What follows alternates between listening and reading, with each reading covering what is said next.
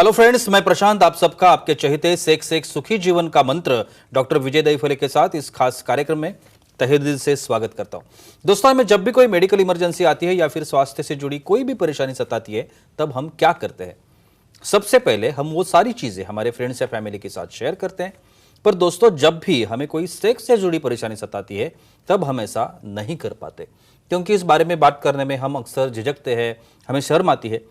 पर दोस्तों, अब शर्माने की बिल्कुल जरूरत नहीं, क्योंकि डॉक्टर विजय दहीफले आपके सारे सेक्स रिलेटेड सवालों के जवाब बहुत ही पॉजिटिव तरीके से जरूर देंगे। दोस्तों, शो को शुरुआत करते हैं, लेकिन उसके पहले जानते हैं डॉक्टर विजय दहीफले इनके बारे में। डॉक्टर विजय दहीफले ये एक जाने माने सेक्सोलॉजिस्ट, यूरोलॉजिस्ट और एंड्रोलॉजिस्ट है।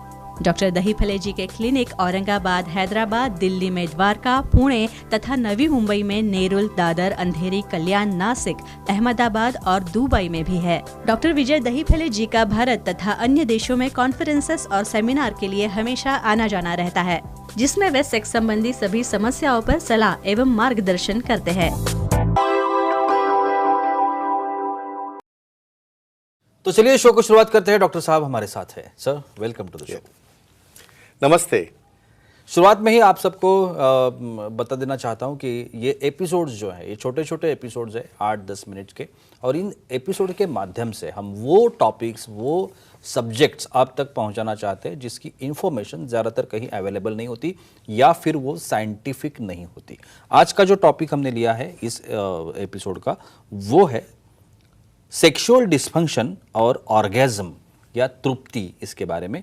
तो आइए जानकारी लेते हैं डॉक्टर साहब से। सर, जैसे मैंने अभी बताया कि ये जो इन्फॉर्मेशन है, साइंटिफिक इन्फॉर्मेशन है, वो ज़्यादा कहीं अवेलेबल नहीं है।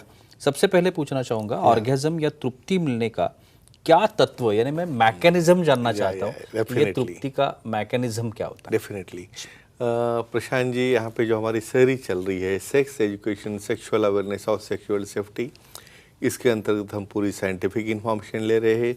मेल डिस्फंक्शन क्या है, फीमेल डिस्फंक्शन क्या है, ऑर्गेज्म क्या है, एक दायरे के अंदर time, place, person, condition, culture, safety, consulting, अपना ओन और नॉन इन्फेक्टेड ओन पार्टनर इसके साथ ही आजमाना है।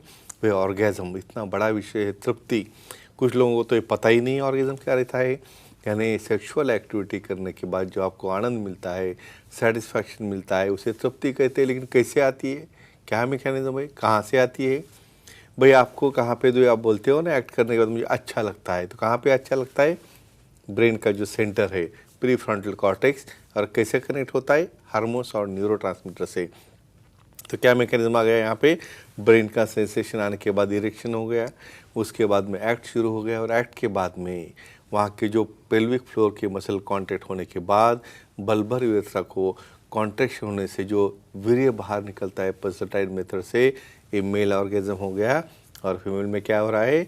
यहाँ पे ब्रेन से वहाँ पे सेंसेशन आ गई, क्लैटोरल स्टिमुलेट हो गया, निपल स्टिमुलेट हो गए, और वहाँ पे पेल्विक फ्लोर और वजाना का पार्ट कांटेक्ट हो रहा है, पेल्विक फ्लोर ओपन और क्लोज हो रहा है। यहाँ पे पार्टनर को उसका ग्रिपिंग सेंसेशन आता है, इसे कहते हैं ऑर्गेज्म। और इस तरह से मेल और फीमेल में ये ऑर्गेज्मिक मैकेनिज्म न्यूरोट्रांसमीटर और हार्मोन से होती है। ये आपको साइंटिफिकली मालूम होना बहुत जरूरी है। बिल्कुल सर, लेकिन अभी आपने बताया कि ब्रेन को ये सेंसेशन होता है। करेक्ट। फिर ये कौन सा पार्ट से हम तृप्ति लेते हैं? ब्रेन से लेते हैं या फिर पार्ट से लेते हैं जो सेक्सुअल एक्टिविटी के पार्ट से, ह्यूमन बॉडी के? तो तृप्ति मिलती कहाँ से है? यानी ये समझो वैजाइनल पार्ट हो गया, क्लैटरल हो गया, वो छोड़ के और कहाँ से? जी बिल्कुल। देखो, जब निसर्ग ने बॉडी बनाई है, हर एक को एक ट्रांसमीटर बनाया है, एक सेंसर बनाया है। देखो, समझो फॉर एग्जांपल फीमेल्स के इसमें हम डिस्क्राइब करेंगे, कहाँ पे सेंसेशन आना चालू होता है? डायरेक्टली आके एक्ट करना है, वहाँ पे एंजॉयमेंट मिलता है, ऐसा नहीं है। पहले लिप्स हो गए, बहुत सेंसिटिव रहते हैं, सिर्फ स्मूचिंग से या किसिंग से या टंग से, वहाँ पे लिकिंग करने से सेंसेशन आते हैं। नेप ऑफ नेक, यानी नेक की हमारी साइड वाली जो बॉर्डर है, वहाँ पे भी सेंसेशन काफ़ी ज़्यादा है। कॉलर बोन और ब्रेस्ट का अपर पार्ट, वहाँ पे फोर प्ले करने से निपल और एरियोला, वहाँ से भी सेंसेशन काफ़ी स्ट्रांग जाते हैं। और उसके बाद में आ गया पार्ट कौन सा? तो बटक रीजन है, और proper clitoral region, labia majora, minora, G point, vaginal part, buttocks and calf and foot region. इतने रीजन पे स्टिमुलेशन देने के बाद भी पार्टनर एक्टिवेट होता है, और यहाँ पे भी ऑर्गेज्म इनको मिल सकता है। सर हमारे कुछ ऑडियंस है हमारे साथ, वो भी सवाल करना Definitely. चाहते हैं। Yeah. सुयश जी है जलगांव से, उनका फोन है। सुयश जी पूछिए, क्या सवाल है आपका? हेलो सर, बोलिए। बोलो। कौन से सेक्स पोजीशन में ऑर्गेज्म ज्यादा अच्छा मिलता है? अच्छा, यानी बहुत ही सेक्स important. पोजीशन बहुत बिल्कुल, इंपॉर्टेंट क्वेश्चन है। अभी यहाँ पे प्रशांत जी आपको बोलना चाहता हूँ, 476 पोजीशन दिए है। किस लिए दिए है? वही मिशनरी पोजीशन, यानी फीमेल पार्टनर लाइंग डाउन है, मेल पार्टनर एक्शन में है, वही पोजीशन में वहाँ पे एंजॉयमेंट नहीं आता है। तो कौन से और पोजीशंस है? यहाँ पे डॉगी स्टाइल पोजीशन है, जहाँ पे टोटल 90 डिग्री का रोटेशन होता है, फ्रिक्शन पॉइंट चेंज होता है। दूसरा क्या आता है? फीमेल ऑन टॉप जितने पोजीशंस है उसमें भी फ्रिक्शन पॉइंट चेंज होता है। बहुत बार काउ गर्ल पोजीशन है, रिवर्स काउ गर्ल पोजीशन है और स्पूनिंग पोजीशन है। इतने काफ़ी पोजीशंस है। हमारी सुखी जीवन के मंत्र के बुक में इसका बहुत कंप्लीट ब्यौरा दिया है, वो उसको रेफर कर सकते हैं। सर बहुत बार ऐसा होता है कि फीमेल्स को या ऑर्गेजमिक डिसऑर्डर्स होते हैं, तो ये क्या होता है? इट इज़ वेरी कॉमन जी। आपको बहुत बार ऐसी कंप्लेंट आती है पार्टनर की कि मुझे इंटरेस्ट ही नहीं सेक्स करने में। क्यों नहीं है इंटरेस्ट?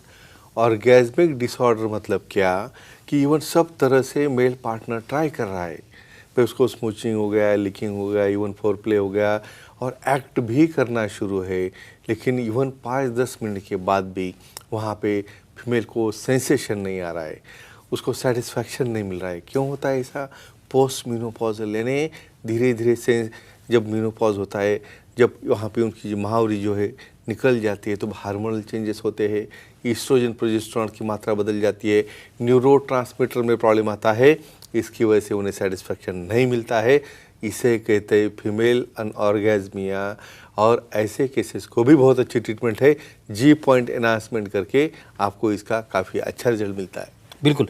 सर मेल ऑर्गेजमिक, अभी फीमेल के बारे हो में गया आपने फीमेल बताया, का, या तो ये मेल के बारे में भी होता है, Yes, उसके yes, बारे में वेरी बताइए। कॉमन, वेरी जी, कॉमन। जी। और मेल में क्या होता होगा? तो इसमें डिलेड इजैकुलेशन, मतलब भाई कोई भी कारण हो, बहुत बार उसकी सर्जरी हुई है या प्रोस्टेट का ऑपरेशन हुआ है या वहाँ पे इन्फेक्शन हुआ है या और कोई भी न्यूरोलॉजिकल कॉज हो सकता है, भाई एक्ट करना शुरू है, जब तक इजैकुलेशन नहीं होता तब तक मेल पार्टनर सेटिस्फाई नहीं होता। और ऐसे कंडीशन में वहाँ पे परफॉर्मेंस होके वो थक जाता है, लेकिन फिर भी इजैकुलेशन नहीं होता, यहाँ पे सेटिस्फेक्शन नहीं मिलता है। इसे कहते हैं अनऑर्गेज्मिया इन मेल। और उसके लिए prostatic stimulation, P point stimulation और बहुत बार वाइब्रेटर का भी यूज़ करके इसे हम सॉल्व कर सकते हैं। बिल्कुल। सर हमारी कुछ फीमेल ऑडियंस भी हमारे साथ है, वो भी सवाल करना चाहते हैं। मेरे साथ है स्मिता जी, दादर मुंबई से, उनका कॉल है। स्मिता जी पूछिए, क्या सवाल है आपका? Hello sir. बोलिए। हाँ बोलिए। सर एक्सरसाइज, योगा या जिम करने से ऑर्गेज्म होता है क्या? हाँ बहुत इंटरेस्टिंग। यस यानी राइट। आपको लगता होगा भाई सिर्फ सेक्स करने से ही आपको ऑर्गेज्म होता है, ऐसा नहीं बिल्कुल, है। बिल्कुल। भाई आपको आनंद बहुत बार म्यूजिक से भी होता है। जी जी म्यूजिक से भी वहाँ पे कभी कभी ऑर्गेज्म होता है, इसके ऊपर हम आने वाले हैं। बिल्कुल। बहुत ज़्यादा हाई पिच के वाइब्रेशन हो गए ना, तो थ्रिलिंग होता है बॉडी में, तो वो भी ऑर्गेज्म है। और एक्सरसाइज से होता है क्या? देखो एक्सरसाइज में जब रनिंग होता है ना, तो रनिंग के दौरान वहाँ पे क्लैटोरिस का फ्रिक्शन होता है और वो फ्रिक्शन से भी ऑर्गेज्म होता है। और योगा की कुछ ऐसे पोजीशन है जिसमें थाइस का क्रॉसिंग होता है, उसकी वजह से भी ऑर्गेज्म होता है, लेकिन वो टेम्पररी रहता है, उसको प्राइमरी नहीं से सेकेंडरी, यानी एक एडिशनल ऑर्गेज्म हम कह सकते हैं।